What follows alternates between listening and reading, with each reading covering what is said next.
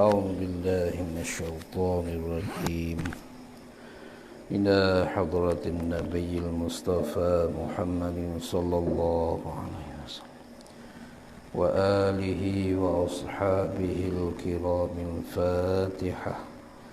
أعوذ بالله من الشيطان الرجيم. بسم الله الرحمن الرحيم. الحمد لله رب العالمين الرحمن الرحيم إياك نستعين اهدنا الصراط المستقيم صراط الذين أنعمت عليهم غير المغضوب عليهم. بسم الله الرحمن الرحيم. الحمد لله رب العالمين والصلاة والسلام على أشرف الأنبياء والمرسلين. سبحانك لا علم لنا إلا ما علمتنا. لا حول ولا قوة إلا بالله العلي العظيم. لا حول ولا قوة إلا بالله العظيم.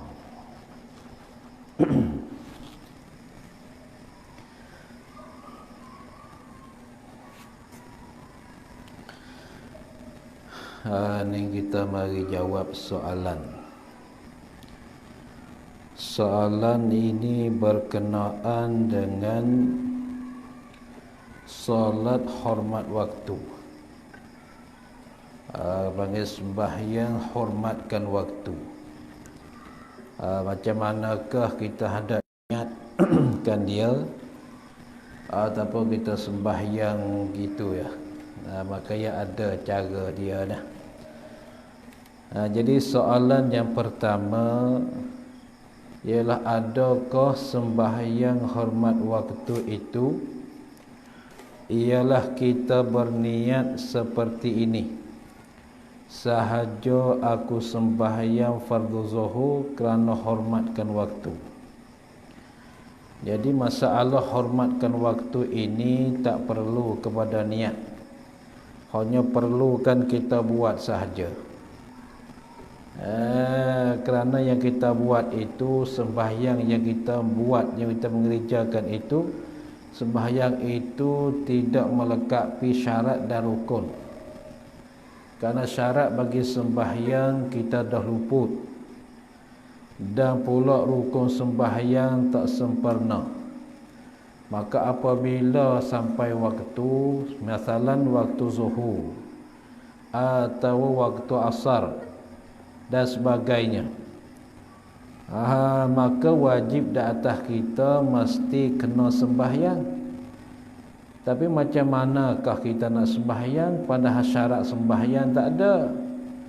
Macam macam kita uzur, kita ada kesakitan ataupun musafir di atas kapal terbang, macam-macam lah. Jadi dalam hal kita sembahyang itu dalam waktu tu, dalam hal kita buat tak mengikut, tak cukupkan syarat dia, dan pula tak ikut kapal rukun tak ada, syarat pun tak ada, maka itu dikatakan sembahyang hormatkan waktu. Tak payah kita niat menghormatkan waktu, kerana dalam sembahyang itu adalah kita hormatkan waktu. Maka niatnya seperti biasa: sahaja aku sembahyang fardu zuhur 4 rakaat kerana Allah Ta'ala. Maka sembahyang hormat waktu ini tak boleh kita mengimamkan dan memakmumkan. Tak boleh, kerana sembahyang ini tidak sempurna, dan tak boleh kita qasar jamak dalam sembahyang ini. Dalam sembahyang ini, dan sembahyang ini wajib kita tersimpankan di atas rukun-rukun sahaja. Adapun yang sunat-sunat tu mesti kita kena tinggal. Apa rukun dalam sembahyang? Inilah kita perlukan ingat. Satu, takbiratul ihram. Niat. Sahaja aku sembahyangkan fardu zuhur 4 rakaat kerana Allah Ta'ala. Tu niat. Dan baca Fatihah. Maka surah tak perlu baca, tak payah baca. Nah, surah tak kena baca. Kemudian rokok. Nah, rokok. Rokok tu pun rokok. Tak perlu kata apa-apa. Mana tu dalam hal kita sembahyang hormat waktu ini, kita mengerjakan ambil rukun-rukun sahaja.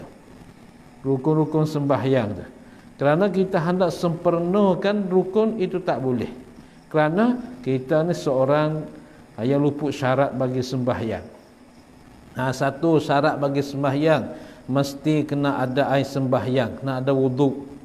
Maka dalam hal kita sakit, maka adalah tali masuk air kat tangan ni ada. Kemudian ada pula jarum kat ini. Dia simpan taruh kat ini, kat sini ni. Maka apabila kita nak sembahyang, membawa pada kita susah nak ambil air sembahyang. Kalau kita ambil air sembahyang, qada kuasa saja. Tapi air sembahyang itu pun tidak dikatakan sah. Bahkan ambil cucikan badan saja. Adapun nak katakan sah sembahyang, tak sah. Kenapa? Kerana jarum sudah ada di anggota sembahyang. Dan pula kita hendak tayamum pun tak dapat juga. Oleh kerana jarum ataupun sarung jarum itu dia melekapi ataupun dia tinggalkan di tangan kita. Kerana tangan ini anggota tayamum dan anggota wuduk.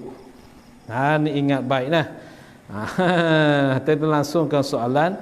Jadi soalan pertama, kita kerja gitu ya. Kerjakan sembahyang, tak payah kita niatkan menghormatkan waktu, kerana di dalam kita dalam perbuatan kita dengan sembahyang itu ialah ada hormat waktu. Kemudian kita duduk atau baring sambil bertafakur, ialah diam beberapa minit, maka selesai. Apakah ini dinamakan solat hormat waktu? Bukan kita diam.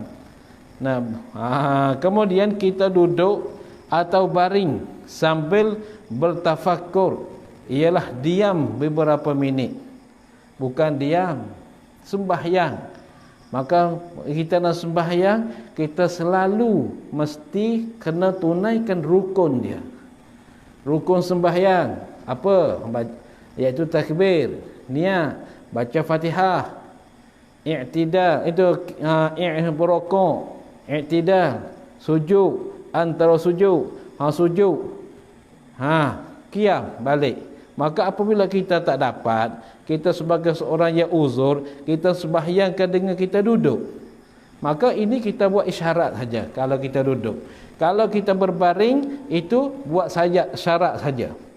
Syarat kita buat dengan kepala ke, ataupun kita tak kuat sangat, tak kuat sangat, kita isyaratkan dengan kelopak mata ke, tapi mulut masih berbaca. Masih baca Fatihah, baca tu baca ni. Apabila tak kuasa membaca itulah baca dengan hati. Kerana kaedah dalam sembahyang ni mesti kena berasur-asur, tak boleh kita lompat. Tak boleh kita lompat. Mesti apabila kita tak kuasa nak membaca, maka kita bacakan dalam hati. Kalau kita tak kuasa berdiri, kita duduk. Tak kuasa duduk, kita berbaring. Macam tu. Bacaan pun begitu juga. Kalau kita tak kuasa nak membacakan dengan lidah, dengan mulut, kita bacakan dengan hati. Apabila lah lidah kita masih kuasa lagi membaca, maka teruskanlah dalam bacaan kita itu. Maka masuk waktu, sampai waktu kita sembahyang. Macam orang sakit ke, orang sakit ni dia nak tayamum tak boleh, nak wuduk tak boleh. Hendak tayamum, pasal apa tak boleh? Kerana di anggota tayamum selalu ada bekas bekas jarum. Ada yang masuk jarum tu. Kalau kat sini lah, kat Malaysia saya pun tak tahu juga. Kalau sini dia simpankan jarum, simpankan kat sini, lalu tu yang masuk, apabila nak masuk air, masuk kat sini dah. Akan tapi benda tu tinggal kat sini. Maka benda ni tak boleh kita nak buang. Nah, kita nak tanggal dia tu tak boleh, tinggal kat sini. Tu. Maka membawa kepada kita susah hendak ambil air sembahyang, hendak ambil wuduk. Kalau kita ambil, kalau kita ambil, dah ambil air sembahyang pun boleh begitu ini. Tempat sembahyang kita pula. Tempat sembahyang kita tak ada ke suci atau kotor? Tempat suci ni, pakaian kita pula. Pakaian kita masih duduk dalam kesakitan. Pakaian hospital, adakah mereka basuh suci dengan secara syarak? Adakah suci secara syarak? Kemudian pakaian tu kotor, bertepus, berpelaga, berjumpa dengan anggota kita. Maka apabila anggota kita basah, bertemu dengan pakaian itu, jadi najis juga tubuh badan kita ni. Dengan sebab ini tak perlu kita ambil air sembahyang, nak cuci tubuh pun tak dapat. Maka adalah satu pendapat, kita ambil air sembahyang, ambil wuduk sekadar dapat. Kalau tak boleh ambil, tak payah ambil. Tak payah ambil, kita teruskan sembahyang apabila masuk waktu. Teruskan sembahyang apabila masuk waktu. Hadap kiblat tak payah. Bahkan kalau nak nampak berjuruh sikit yang masuk piyah ke atas kepala, ambil piyah, letak atas kepala, Allahu Akbar. Bismillahirrahmanirrahim. Alhamdulillahirrabbilalamin. Ar-Rahmanirrahim. Maliki yaumiddin. Hingga sampai waladdallin. Allahu Akbar. Bismillah. Allah. Macam itulah kerja dia. Macam kita kerjakan sembahyang dengan tidak ada perkara yang sunat, hanya ada rukun saja. Itu namanya sembahyang hormatkan waktu. Itu kalaulah kita uzur, kita sakit. Dan begitu juga kita duduk di atas bas. Waktu sembahyang dah masuk. Tapi kita bukan pemudi bas, bukan kita driver. Kita sebagai tupangan saja. Kita duduk atas bas, atas kereta van. Nak bersafir pergi ke mana-mana tu. Maka waktu sembahyang dah masuk. Boleh kita sembahyang atas bas. Allahu Akbar. Sembahyang atas bas. Sembahyang baca Fatihah, tersimpankan rukun-rukun sahaja. Sembahyang. Akan tapi apabila sampai tempat yang kita kehendaki, yang tempat kita hendak qasad, hendak tempat kita tuju, wajib qada dengan bersegera. Akan tapi apabila ada aksiden tengah-tengah itu, membawa kita tu mati, maka sembahyang kita tu tak kena qada, tak kena kifarat. Tu walaupun nama sembahyang yang ringan, sembahyang hormat ke waktu saja. Tapi apabila kita aksiden, kemalangan tengah jalan, maka tak payah qada dah sembahyang itu dan tak payah kafarat, memada dengan itu saja. Soalan yang kedua, jika kita tiada air untuk berwuduk, untuk berambil air sembahyang, atau debu untuk tayamum, dan kita boleh melakukan semua perbuatan sembahyang, maka kita pun berniat seperti biasa, seperti sembahyang zuhur sahaja. Aku sembahyang fardu zuhur 4 rakaat kerana Allah Ta'ala. Kemudian kita melakukan perbuatan sembahyang hingga selesai. Adakah ini dikatakan sembahyang hormat waktu, dan sembahyang ini kena qada balik atau tidak? Ni masalah tidak air, tidak ada debu dah. Air pun tak ada, debu pun tak ada. Tak ada semua. Nak sembahyang, nak ambil wuduk, tak ada air. Nak tayamum, tak ada debu. Maka yang ini begitu juga kita sembahyang hormatkan waktu.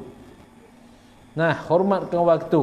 Maka sembahyang ini kita sembahyanglah walaupun kita kuasa semua, dengan rokok, dengan i'tidal, dengan sujud, antara sujud, semua perbuatan dalam sembahyang kita kuasa mengerjakan dia. Kita kuasa mengerjakan dia semua. Akan tapi cedera di atas kitanya ialah tidak boleh berwuduk, tidak boleh bertayamum. Dengan sebab air tak ada dan debu pun tak ada. Maka ini sama juga kita sembahyang ialah membelakan waktu. Membelakan waktu saja. Maka kita sembahyang dengan sempurna. Sebenarnya sempurna rakaat. Bukan sempurna masuk dengan sunat tu sunat ni, tak boleh. Kita buat yang rukun saja. Yang rukun saja. Macam mana air tak ada, debu tak ada. Macam sembahyang di atas kapal terbang. Tidak ada air, tidak ada debu. Nah, ataupun atas kereta api. Masalah tidak ada air, tidak ada debu. Nak berwuduk tak boleh, nak bertayamum tak boleh. Maka yang ini maka yang ini boleh kita sembahyang menghormatkan waktu. Apabila sampai tempat kita tuju nanti, wajib di atas kita qadakan dengan segera. Macam dulu tadi ya. Kalau kemalangan di tengah jalan, maka sembahyang itu tak wajib qada, tak wajib kafarah. Itu sama yang kita jawab tadi. Dua, yang ketiga, jika kita ada air wuduk tapi kita tidak boleh melakukan rukun-rukun solat kerana halang-halangan seperti di dalam kapal terbang atau tidak dapat menghadap kiblat. Ni sama juga ni. Sama yang tadi. Ni dia. Nah, kita tak ada air wuduk tapi kita tak boleh melakukan rukun-rukun solat.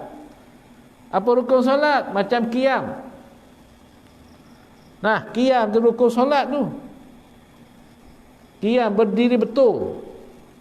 Itu rukun solat. Maka apabila kita tak dapat berdiri, kita duduk. Maka duduk yang afdal sekali ialah duduk iftirash. Duduk iftirash ni duduk tahiyat awal. Nah, duduk iftirash. Kalau tak kuasa, duduk murabba'. Ini duduk yang afdal. Duduk murabba'. Duduk bersila. Kalau tak kuasa lagi, tak mampu lagi, ialah duduk tawarruk. Apa duduk tawarruk? Ialah duduk tahiyat akhir. Itu tiga kelakuan duduk yang diaturkan oleh ulama fiqh. Yang afdal.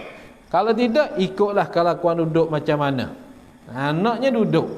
Yang jadi masalah sekarangnya, dia tu kuasa berjalan, kuasa exercise, kuasa berlari. Tapi apabila nak sembahyang, dia duduk. Duduk atas apa? Duduk atas kerusi. Duduk atas kerusi. Maka ini adakah mereka tu boleh sembahyang di atas kerusi? Nah, jawabnya boleh. Akan tetapi mereka kena takbiratul ihram berdiri dahulu. Awal-awal berdiri dahulu. Allahu Akbar. Nah, apabila dia nak rokok tak dapat itulah dia selalu duduk kerusi. Teruskan duduk atas kerusi. Jaga rokok, seperti sembahyang duduk. Nah, sujud pun semua kelakuan sembahyang dia kerjakan di atas kerusi. Tapi apabila lah waktu qiyam balik rakaat yang kedua, mesti dia balik pula pada rakaat yang kedua. Kalau dia dapat. Kalau dapat, kalau tak dapat tak payahlah. Bukan kita berjalan pergi masjid boleh. Nah, berjalan ke masjid tu boleh, kita pergi masjid. Tapi buat sampai masjid, ambil kerusi letak, kita terus duduk, Allahu Akbar. Kalau maya sunat tak apa tuan-tuan. Sunat tak apa. Kalau sembahyang fardu tak boleh. Mesti kita nak qiyam dulu. Kena berdiri dulu. Selepas pada berdiri itulah kita teruskan duduk. Apabila kita nerokok tak dapat, kita terus duduk, lalu tu kita mengerjakan rokok. Iktidal. Sujud, rendah sikit. Ada sujud, sujud, balik. Kalau kuasa berdiri balik, berdiri balik. Kalau tak kuasa berdiri balik itulah. Duduk di makian itulah, tak payah berdiri. Tu cara dia. Jadi ramai kat sini, kat sana saya tak tahu. Kat sini apabila dia sembahyang di atas kerusi, dia masa pergi masjid, dia gagah, dia kuat. Dia nak kereta ke, dia bermutu ke, seorang bawa kereta boleh, driver boleh, bawa sampai ke masjid, ambil kisi letak, terus atas kisi. Itu tak boleh, kerana masa tu dia masih kuasa. Tak boleh nak duduk lagi. Kemudian dia boleh macam mana? Dia diri dulu. Nah, berdiri dulu, Allahu Akbar. Kemudian itulah dia lalu duduk. Tu bagi orang yang sembahyang lah. Kemudian hak ni dia dapat semua dengan air, dengan tayamum dapat, tapi rukun tak boleh sempurna. Tak ada sempurna. Yang ini pun dia sembahyang belah waktu juga. Belah waktu juga. Ingat baiklah kalau kita masuk hospital. Kalau kita masuk hospital, kita nak cukupkan rukun syarat tak dapat. Kita tak dapat. Maka ini boleh kita sembahyang, hormatkan waktu saja. Maka kita tandakan, ingatkan berapa waktukah yang kita tinggal masa tinggal di hospital. Berapa waktukah kita tinggal masa naik kapal terbang. Masa naik kereta api.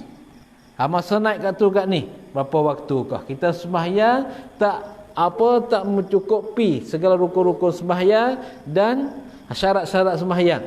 Berapa waktu kita tandakan, kemudian terus kita qada apabila hilang kemudaratan tadi. Tu masalah yang ketiga. Yang keempat, dan bagaimana nak melakukan sembahyang hormat waktu bagi yang ada wuduk ini? Ada seperti orang yang tiada wuduk. Yang tiada wuduk seperti soalan nombor 2 di atas. Sama ya. Sama dia ni semayang dia tu maka hormat waktu ya. Jadi pendek katanya kita ambil kaedah buat macam ni. Kita hendak semayang hormatkan waktu, kita jaga macam ni sudah. Syarat sembahyang mesti kena sucikan tempat sembahyang, pakaian kita, dan mesti kita kena hadap kiblat. Itu syarat sembahyang. Mesti kita berwuduk. Kemudian apabila cedera, tidak ada syarat sembahyang, hadap kiblat kita tak dapat. Sucikan tubuh badan kita tak dapat, seperti kita duduk dalam kesakitan. Badan kita tak suci, dapat ambil air sembahyang, ambil wuduk dapat, tapi tubuh badan kita tak suci. Dengan sebab pakaian kita selalu bertukar-tukar, akan tapi cucikan pakaian saja, tubuh badan kita tak pernah bercuci. Maka ini bermakna tubuh kita tak cuci. Ni mesti kita kena amat-amatikan. Tu dia. Dan sebab tu juga sembahyang di atas kapal terbang, apabila syarat dia tidak ada, maka tak boleh kita nak sembahyang sempurna, bahkan membelah ke waktu saja. Macam mana kata kapal terbang? Atas kapal terbang kita nak berdiri tak boleh, kita duduk, padahal kita orang kuasa. Kita orang kuasa. Tapi kita tak berdiri, kita duduk. Dan satu lagi, kita ni mesti kena hadap kiblat, tapi tak kuasa juga menghadapi kiblat. Ni tengok syarat dia. Jadi pendek perkataannya, kesimpulan perkataannya, apabila lah sembahyang kita tak dapat mensempurnakan syarat dan rukun, padahal kita seorang yang gagah, seorang yang sihat, maka ini mesti kita kena sembahyang membelah ke waktu sahaja. Tu macam tu. Mesti sembahyang membela ke waktu sahaja, tak boleh kita sempurnakan dengan sembahyang itu. Maka apabila sampai tempat yang kita tuju, atau apabila kita dalam sakit jadi kesihatan, maka wajib kita qada dengan bersegera. Kalau tidak, kita jadi seorang yang berdosa. Tu ingat baik nah. Ingat baik. Itu soalan-soalan semua tadi. Alhamdulillah. Dah. Habis setakat tu. Kita masuk pula pada kitab kita ini. Qala al-musannifu rahimahullahu ta'ala wa nafa'ana min ulumihi wad-darain amin. Dan disyaratkan pada sah sembahyang sunat bagi orang musafir, sekira-kira dibenarkan baginya, bagi orang musafir ni akan meninggal berhadap kiblat. Syarat sah sembahyang sunat bagi orang musafir, sekira-kira dibenarkan baginya, bagi orang musafir akan meninggal berhadap kiblat. Ada sekira-kira syarat dibenarkan dia untuk meninggal berhadap kiblat. Hadis syarat ini naib fa'il bagi dia syarat bahawa jangan berpaling ia orang musafir daripada jihad qasadnya, qasad orang musafir. Jadi jihad menuju dia, jangan dia berpaling daripada jihad menuju nyonya orang musafir. Melainkan berpaling itu kepada kiblat baru boleh. Ini dia kepada kiblat. Dan jangan membuat ia orang musafir akan perbuatan yang banyak, berbuat dengan ketiadaan hajat. Itu ketika kita duduk sembahyang. Sembahyang jangan Allahu Akbar, bukan Allahu Akbar, tangan kat situ, tangan kat sini, pergi dekat tu, pergi dekat ni, tak boleh lah, diam saja. Itu kita buat semata-mata kerana berhajat. Dan jangan membuat ia orang musafir akan perbuatan yang banyak dengan ketiada hajat, dengan ketiadaan suatu yang berkehendak. Nah, kata hajat, tak ada hajat apa-apa pun. Maka jika dengan hajat, maka jika membuat ia akan perbuatan yang banyak dengan hajat, maka jika dengan hajat, yakni maka jika membuat ia akan perbuatan yang banyak dengan hajat. Macam mana? Seperti ini misal bagi mengerjakan, membuat dengan hajat, seperti menggatih ia seorang akan bersikal. Bersikal, yakni bersikal. Nah, bersikal, bosinnya kaf lam. Nah, bersikal. Nah, tapi ini luah sini bersikar. Bersikar ni bersikar. Yang bergatih sikar. Kereh. Ini perbuatan yang banyak ni. Tapi boleh. Ini boleh. Kerana itu ada hajat. Ini dia. Maka macam mana yang ni? Nah, seperti menggatih yang akan bersikar. Maka tiada batal sembahyangnya. Sembahyang seorang itu tak batal. Kerana dia perbuatan banyak dia tu ada hajat. Nah, tu. Dan berkata Syekh Ramli di dalam Nihayah, dan disyarat juga. Ini Maqulul Qaul bagi berkata Syekh. Perkataan yang berkata oleh Syekh tu Maqulul Qaul. Dan disyarat juga akan berkekalan safar seorang itu. Dan disyarat juga akan berkekalan safar nyonya seorang. Dalam ham dia sembahyang itu, sunat tu, mesti dia berkekalan dalam safar, dalam perjalanan. Tak boleh sampai rumah dia macam tu lagi, tak boleh lah. Nah, maka jika jadi ia seorang yang bermukim pada tengah-tengah sembahyangnya seorang, dia orang musafir, sedang-sedang dia sembahyang sunat, tiba-tibanya sampai ke rumah tempat bermukim dia, sampai ke kampung dia. Nah, ini sewajib atas seorang itu mensempurnakan sembahyang, sempurna di atas bumi. Berarti turun Allahu Akbar, turun dijaga sembahyang atas bumi. Terus sempurna je nah. Kena cukupkan dengan rokok, dengan qiyam, dengan i'tidal, dengan qiyam rokok. Semua perbuatan sembahyang mesti kena sempurna. Tak boleh dia paling kat situ, paling kat sini, ataupun mengerjakan dengan kepala saja. Dah. Yang ni mesti dia kena berhenti, sembahyang terus. Sempurnakan sembahyang tadi. Tu. Padahal ia seorang itu yang menghadap akan kiblat. Nah, padahal ia seorang itu yang menghadap akan kiblat, mana yang menghadap akan kiblat. Masih dalam hal tu dia menghadapkan kiblat.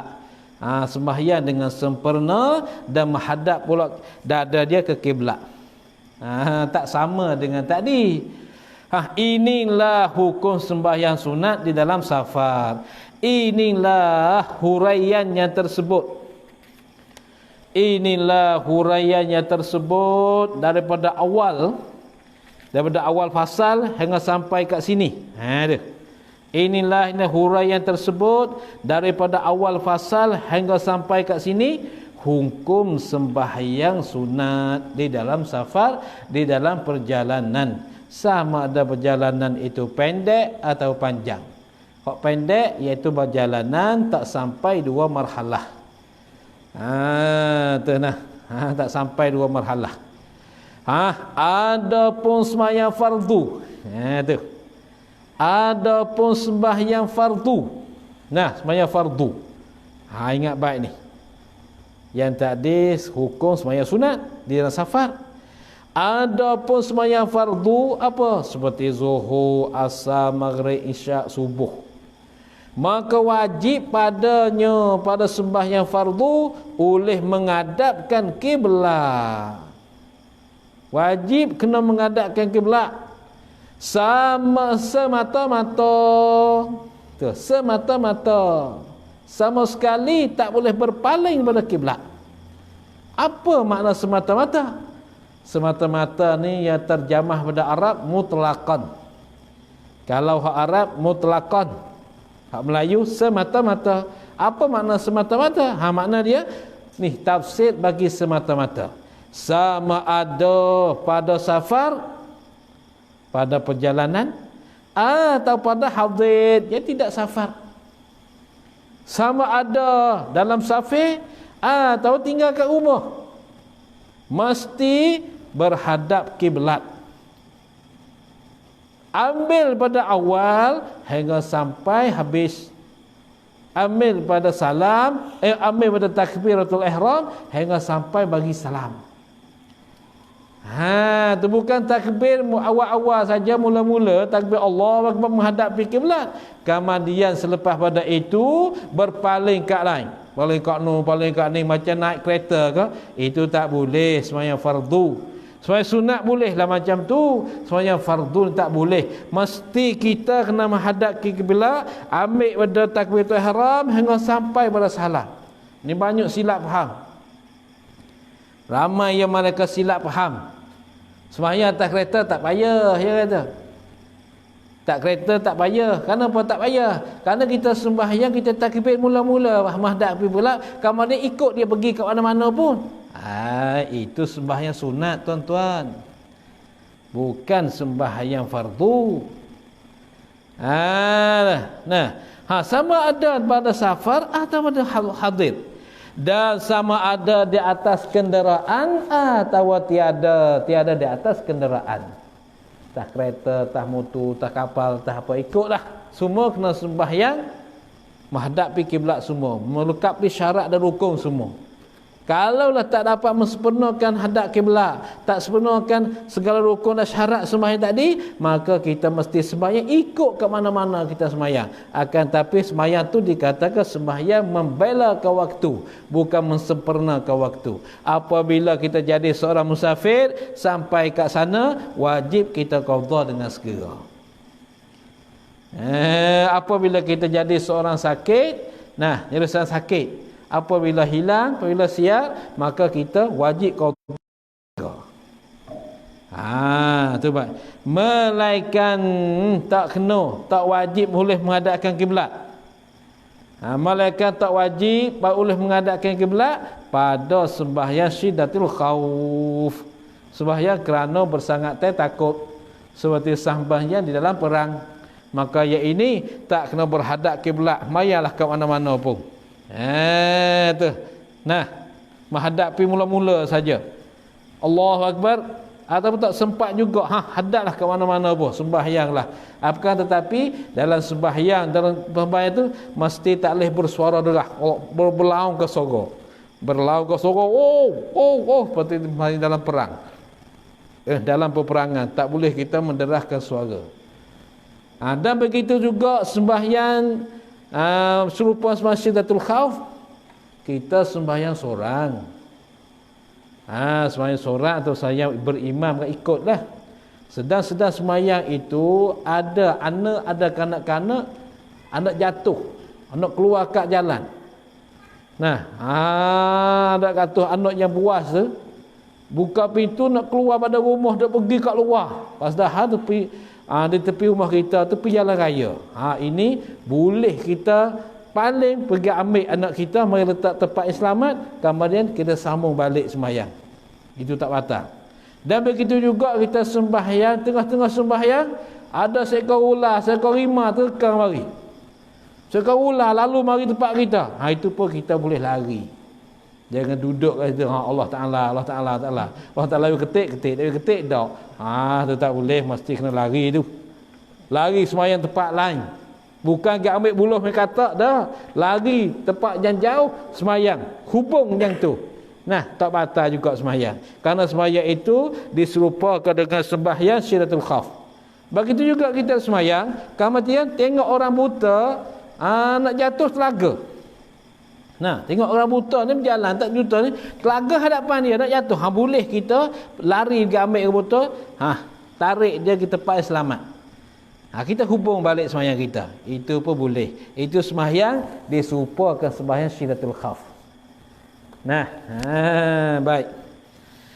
Dan orang sembahyang orang yang uzur seperti sakit umpamanya. Sakit umpamanya. Yang ini pun tak apa. Nah, tak hadap kiblat. Orang sakit, orang yang uzur seperti sakit umpamanya. Sebagaimana tersebut dalam kitab yang panjang-panjang, hendak murajaahlah engkau di sana pada kitab panjang-panjang. Nah, orang sakit dia ada tertib dia. Kalau kita sepenuhkan syarat dia dengan cuci badan kita, tempat sembahyang pun cukup itu ini. Kita tak dapat sembahyang berdiri, sembahyang duduk, tak dapat duduk berbaring, tak dapat berbaring pula, kita sembahyang melentang. Nah, melentang. Apabila melentang tu tinggikan kepala kita. Menghadap kiblat juga. Macam-macam lah itu keadaan dianya. Jadi semuanya ketika uzur sakit ni mesti kita perlu kepada belajar. Maka bila kita hendak belajarnya ialah masa kita sihat. Apabila kita uzur, kita sakit, dapat kita kerjakan sembahyang. Jangan belajar ketika sakit. Dan begitu juga orang pergi berziarah orang sakit, jangan tanya dia sembahyang tak sembahyang. Nah, pergi nasihat okey boleh. Bukan pergi bang, kamu sembahyang lagi ni. Tak pergi nak semayang ke mana, tak agak ni. Neraka tak semayang ni. Mati sakit-sakit ni alamat mati dah ni. Pahamu sakit tak semayang, neraka ni. Itu tak boleh. Katanya tu, hari dah sakit sikit-sikit, ketak kepala, takkan mati kau. Tak boleh. Kita ziarah sakit, kena cakap yang baik. Tu.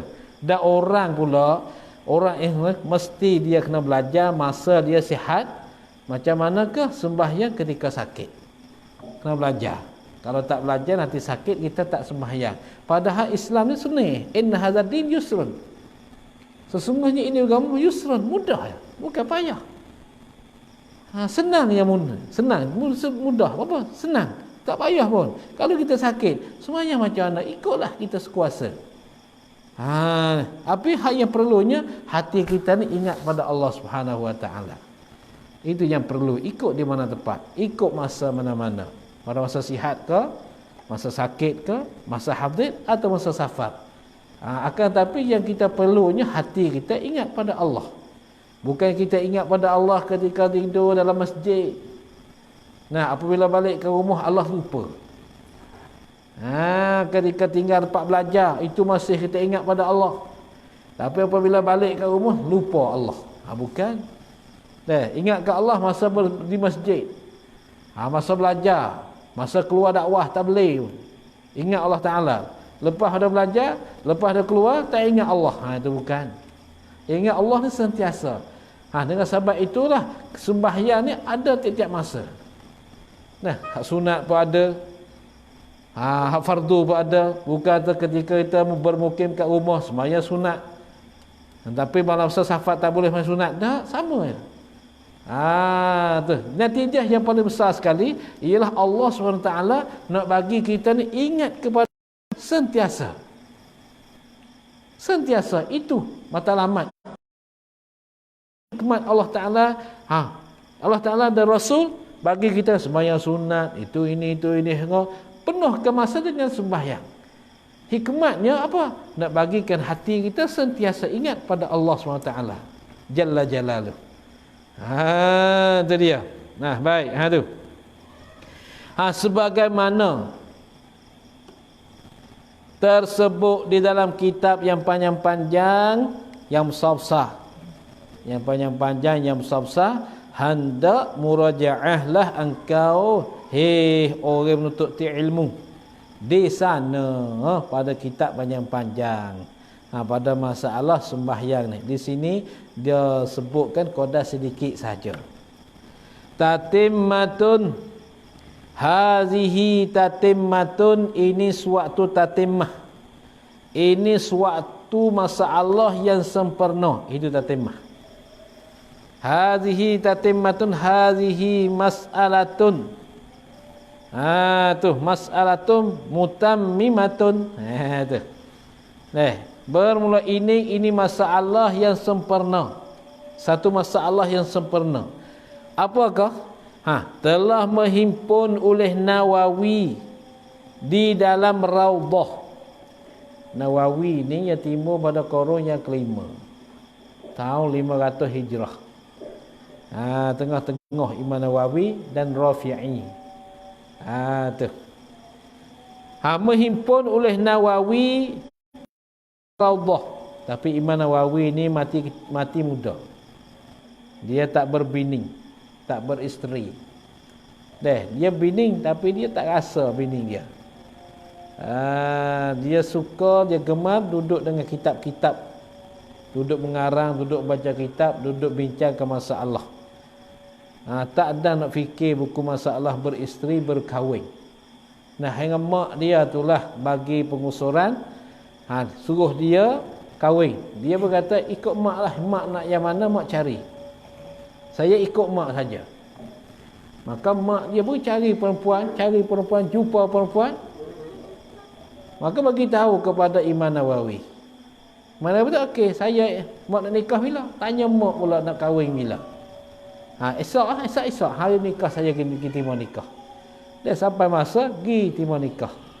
Bahawa sudah nikah siap, maka masa tu lambat lagi, nak sampai waktu malam. Nak gelap tu lambat lagi masa. Maka minta izin isteri dia, dia kata, adik, abang nak masuk tengok kitab ke tak? Masuk dalam bilik kita, hingga dia lupa bini dia ada dalam bilik. Hingga berhari-hari kat dalam bilik kitab, tak ingat isteri dia dalam bilik. Kata ada isteri, tak ingat.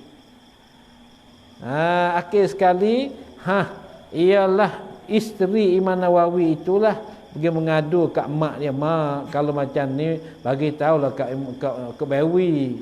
Bawi itu tinggal lah amak. Susah dah gini mak ni. Tu, bengak labu dah pergi nak makan tak boleh ni. Mak dia terus gerak ke Imam Nawawi. Imam Nawawi, kalau buat macam ni, duduk dengan kitab, duduk dengan masalah ni semua, tinggal lah perempuan tu. Dia Imam Nawawi pun tinggal. Tolak, aku tolak isteriku satu. Senang dia, tak nak fikir banyak. Kerana dia sedap dengan kitab lagi. Lalu itulah kitab yang dia karang ni, ribu-ribu buah. Ribu kitab dia karang. Tu, dia sedap dengan kitab. Tapi umur dia pendek. Rasa tak silap 45 itu. Hidup 43, macam mana 40 lebih.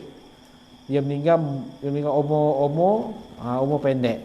Tapi walaupun umur dia pendek, tapi ilmu agama ni banyak dibangsakan kepada Imam Nawawi rahimahullah ta'ala. Tengok kitab dia, Raudhah ni besar. Telah menghimpun oleh Nawawi dalam Raudhah. Menghimpun akan barang yang ditentukan, dia akan barang dengan safar yang panjang. Ada sebutlah kitab Raudhah. Menghimpun akan barang yang ditentukan barang dengan safar yang panjang, yang sampai 2 marhalah hingga lebih. Dan barang yang dia ditentukan dia kan barang dengan safar yang panjang. Tu. Maka berkata ia Imam Nawawi, segala kebenaran yang bergantung ia segala kebenaran dengan safar yang panjang itu 4 perkara. Segala kebenaran, segala perkara yang sebenar yang bergantung ia segala kebenaran dengan safar yang panjang itu, safar yang jauh itu 4 perkara. 1, qasarkan sembahyang. 1, qasarkan sembahyang. Ini yang benar yang bergantung dengan safar yang panjang. 1, qasarkan sembahyang. Yang kedua, dan membukakan puasa. Ini harus.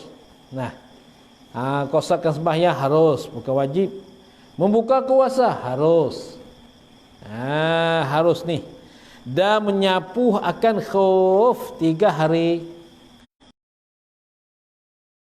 Ini pun ialah juga harus bagi dia menyapukan khuf. Khuf ni kasut kulit. Kasut kulit tak boleh berserak air. Tak boleh air masuk dalam kaki. Bukan stuking. Stuking tu dia boleh masukkan air. Tapi khuf ni dia macam kasut kulit panjang ni. Ni setakat ni ada kaki kita, kaki naik atas pada buku lali, tu khuf. Maka dipakaikan khuf ni pada musim sejuk. Pada musim sejuk. Maka apabila nak pakaikan khuf, mesti kita ambil air sembahyang, kita pakai dia di atas air wuduk, di atas air sembahyang. Mana kita cadang sebelum nak ambil wuduk, kita cadangkan khuf yang suci ya. Ambil air sembahyang sampai kat kaki. Sampai kat kaki, kita basuh kaki satu, kita ambil khuf masuk. Basuh kaki yang kedua pula, kita ambil khuf masukkan. Maka dibenarkan masa tu 3 hari. Mana dalam masa 3 hari, kalaulah kita air sembahyang tu batal. Boleh kita ambil air sembahyang, maka di khuf tu kita ambil 1 jari okeylah. 1 jari kita celup air ataupun ambil air, letakkan khuf itu. Itu memadai. Memadai lah. Ambil air, tik. Ada air, tik. Sudah. Tak payah basuh dah. Bagi orang musafir, ia bagi 3 hari. Bagi mereka yang tak musafir, ialah 1 hari 1 malam. 1 hari 1 malam. Ia bagi. Tapi syarat, kena pakai khuf di atas air sembahyang. Kalau batal sembahyang, kita akan ambil balik. Kita akan ambil balik. Masa masukkan kaki, kita ambil air, letak sikit tak apa dah. Cukup. Letak di kepala ke, letak bawah ke, ikutlah kat mana-mana tempat di kaki kita tu. Itu boleh sah. Yang sempurnanya ialah kita 2 tangan. Kita ambil air 2 tangan, kemudian kita letak kat kepala satu, kat tumit satu, sapu. Tu cara belajar lah. Cara belajar ambil air sembahyang di khuf. Itu yang sempurna. Masya Allah, Masya Allah. Tu. Payah nak bawa naik kaki dah ni begitu bawa naik kaki. Awak jetak juga mu. Naik kaki tak kan jetak. Masa sapuh ya tu kena. Sapuh dia hak sempurna. Hak sempurna je ada sapuh khuf. Hak yang memadai, tunjuk satu tunjuk, ambil air, letak di kepala, tik dia. Cukup. Kalau orang musafir, dia bagi 3 hari. Kalau orang tak musafir, sehari semalam. Tapi dipakai ke khuf ni tempat air sejuk. Tempat air salji. Tempat kita ni tak payah pakai, sejuk buat saja. Bukan sejuk sungguh, sejuk buatnya. Tu dia. Dan jamak tu dia. Dan jamak. Jamak ni mana himpun sembahyang zuhur dalam asar, himpun dalam asar dalam zuhur. Itulah jamak. Ini segala kebenaran yang bergantung dengan safar yang panjang. Jamak. Pada qaul azhar. Ni. Ni 1 qasar. Sembahyang 2 buka puasa. 3 menyapuhkan khuf 3 hari dan jamak. 4 perkara tu pada qaul azhar. Qaul yang terlebih zahir ni sebuah dalil. Ada kaul azhar, kaul yang perkataan yang terlebih zahid, terlebih nyata, nisbah dalil. Dalil terlebih nyata. Itu kaul azhar. Dan barang yang harus pada safar yang pendek, 4 perkara juga. Barang yang harus pada safar pendek. Apa safar pendek? Safar yang tak sampai kepada 2 marhalah. Nah, tak sampai 2 marhalah. 10 kilometer kita kat sini nak pergi kat jalan, nak pergi kat petani, nak pergi kat Menara Tiwat. Kalau kat Malaysia duduk di drum nak pergi kat KL. Jadi perjalanan tak sampai 81 kilometer dah, tak sampai. Nah, maka itu harus ialah 4 perkara juga. Apa? 1 badal pada 4 perkara. Meninggal akan Jumaat. Harus meninggalkan Jumaat, tapi kena safar belum daripada masuk waktu subuh. Semua yang atas hadis pun yang ada syarat dia pula. Syarat kata boleh qasar, boleh apa itu ni, itu mesti kena ada syarat dia. Yang ini pun sama, meninggalkan Jumaat. Tinggal kita dengar tu memangnya ya senang ya, tinggalkan Jumaat boleh lah. Meninggalkan Jumaat sekiranya kita safar belum daripada naik fajar, belum pada masuk waktu subuh, itu okey, harus boleh tinggal. Dan memakan bangkai, ni makan bangkai. Bangkai ni bakar tu, ayam apuh, ayam mati ni, ayam mati, ayam tak sembelih. Dan semua bangkai apabila terlalu lapar sangat, nah, bukan atas semata-mata makan dah. Aku sampai pendek ni boleh makan ayam mati ni, tak sembelih, bukan. Boleh makan kurah itu ni, bukan. Bangkai ni makna tiap-tiap binatang yang mati dia dengan tidak ada sembelih. Ataupun tiap-tiap binatang yang tidak makan daging, itu panggil bangkai. Apabila mati ia dibangkai. Binatang yang tidak makan daging, seperti ayam yang mati tidak sembelih, panggil bangkai. Atau kura-kura, labi, itu sembelih pun jadi bangkai juga. Nah, sembelih kura, pegai pala, sembelih, bismillah, sembelih kura. Nah, buat baik tom yam. Tak. Agak apa ni, pelakura ya dah. Ikan kura, tu tak boleh. Habis baru dobek bangkai ni tiap binatang yang mati ya. Tiap binatang yang tidak dihalalkan makan daging. Tu tiap binatang yang tak dihalalkan makan daging, itu dia panggil bangkai. Ingat baiklah. Kalau mati makan bangkai, ataupun halalkan daging tapi mati dengan tidak ada sembelih, bangkai juga tu. Dan tiada ia tertentu dengan safar, dan tiada ia memakai bangkai ni, dan tiada ia memakan bangkai tertentu dengan safar. Dengan perjalanan musafir itu tak tentu. Kita duduk kat rumah, duduk kat pondok ni boleh makan bangkai ni. Apabila terlalu lapar sangat, pitih tak ada, tak ada katok 2 ekor dapat pondok, ambil rebuh buat sup.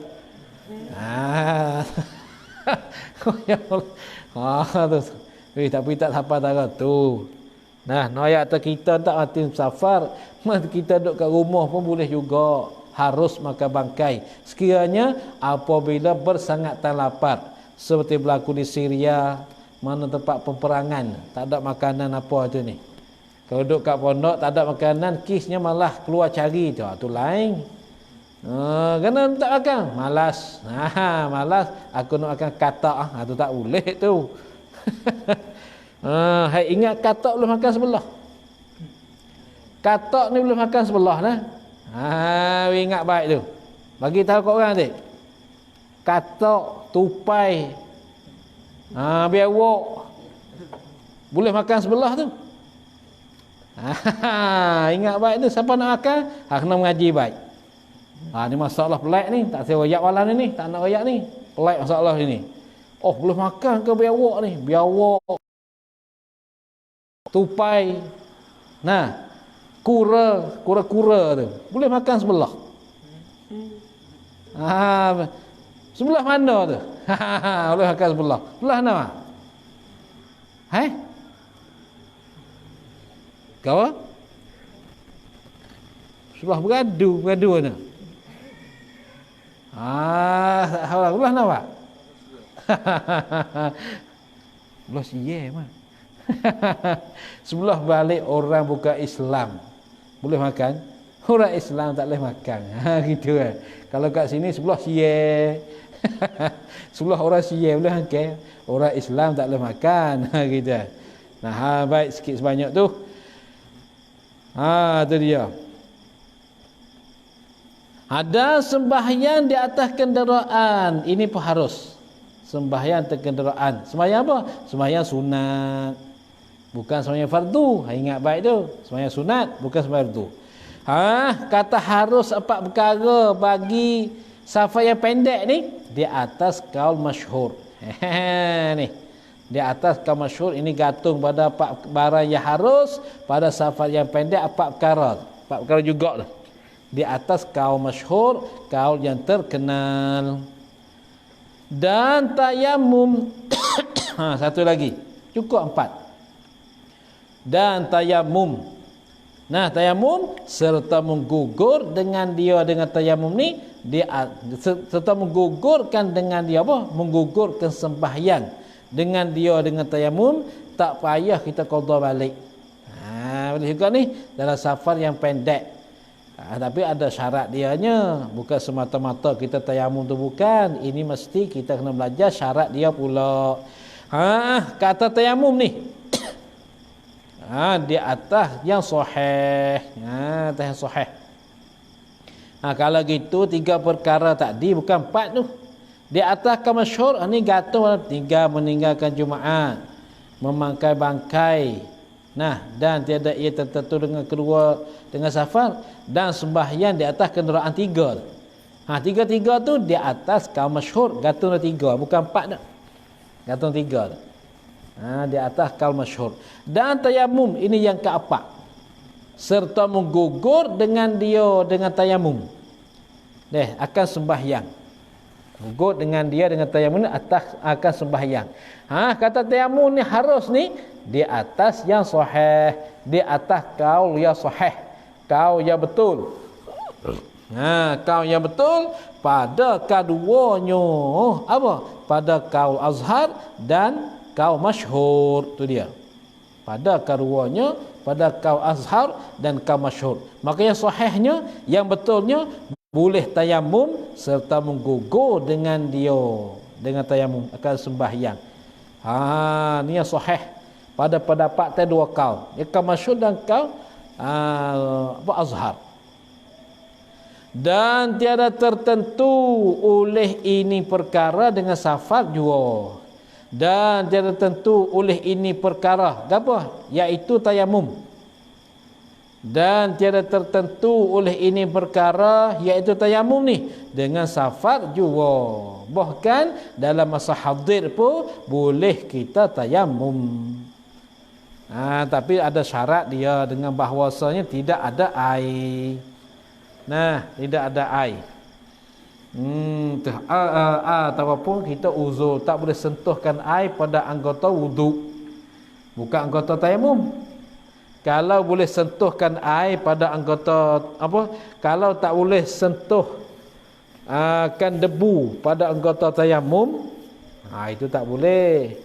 Kita nak tayamum tak boleh, nak wuduk tak boleh, nak tayamum macam mana ke, kerana kita ni tangan kita berbaluk-baluk.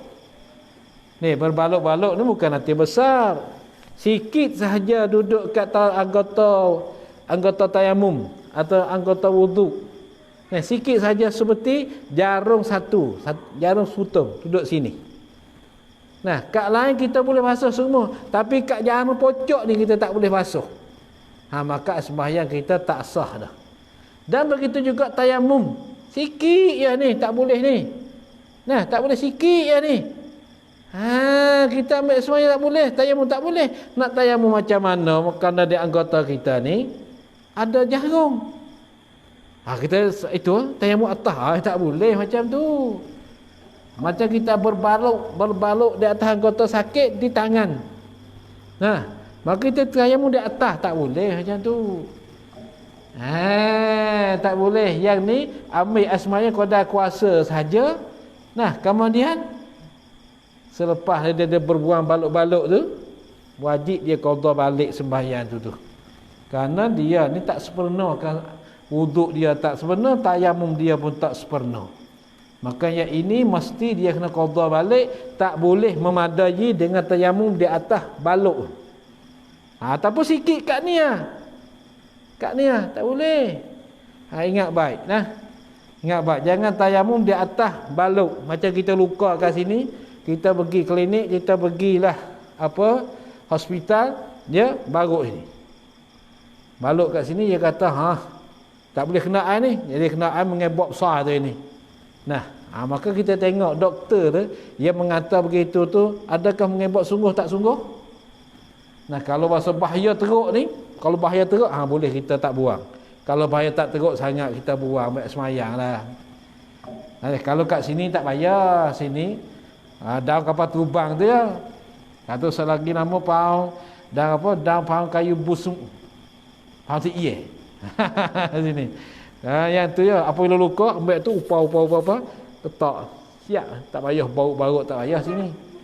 Nah, tapi ingat baik tu, kalau tayamum ada sewaktu yang menghalangikan daripada sentuh kat kulit, itu tak sah tayamum. Tak sah nah. Apa tak sah tayamum? Tak boleh kita sembahyang sempurna, mesti kita sembahyang membelakang waktu. Jangan tayamum di atas anggota kita ni padahal terdebu tak dapat sampai kepada kulit anggota kita ni. Kita tayamum di atas berbaluk-baluk ni. Macam tangan kita baluk kesakitan, kita tayamum atas tu. Itu tak boleh. Pergi tengoklah kitab-kitab fiqh. Buat ikut haru biru tu. Kalau tidak kata mazhab Syafi'i tak boleh, mazhab lain boleh. Tu talfiq masalah pula. Mu tak bagi tahu kata nak talfiqkan masalah. Apa bertapa masalah tu? Maka hukum mentalfiqkan masalah haram. Kita ingat baik tu. Banyak ni orang tak tahu tayamum di atas berbaluk-baluk tu. Tu bayang tahu atas berbaluk-baluk atas. Macam-macam. Sikit tak boleh. Cuba tengok. Ulama fiqh bahas. Sekiranya kalau jarum di atas tangan kamu ataupun duri di atas tangan kamu, kamu tak ada bawa mengeluarkan duri itu. Apabila selesai dah ambil wuduk, kamu dapatnya duri ada di tangan. Wajib kena buang duri itu, nak tanggal duri itu, wajib ambil air sembahyang, ambil wuduk balik. Ambil wuduk semula balik. Bukan sah dengan begitu ataupun ambil air lain. Tak boleh. Ingat baik tu. Ingat baik tu masalah. Nah, masalah dalam kitab fiqh macam tu lah. Kata masalah dalam otak orang tak tahulah tu. Dah habis. Habis masalah tu. Peringatan terhadap kepada saudara-saudara yang bermazhab dengan mazhab Syafi'i. Sedang mulai. Lah ni sikit baca. Habis masalah safar. Nah, ni. Habis masalah safar. Maka mesti kita ulangi balik muzakarah.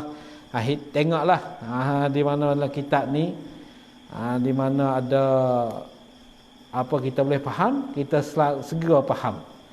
Nah, masalah kitab ni berbicarakan hal keadaan solat musafir saja. Tak ada cara yang lain. Nah, dalam kitab ni. Daripada awal sampai kat sini 17 muka semua.